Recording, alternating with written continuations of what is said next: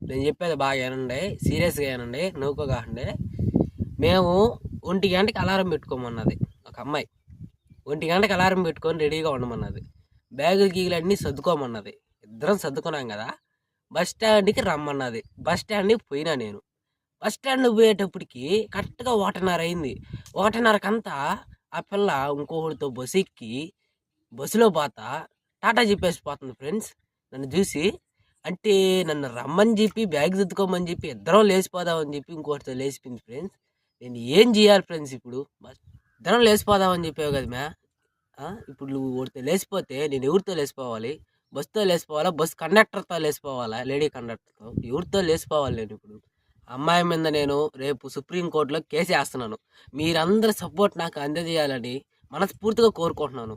నేను కేసు వేయాలా వద్దా మీరందరూ కామెంట్ చేయండి. కామెంట్ చేశారంటే మాత్రం కంపల్సరీ సుప్రీంకోర్టులో కేసు వేస్తాను.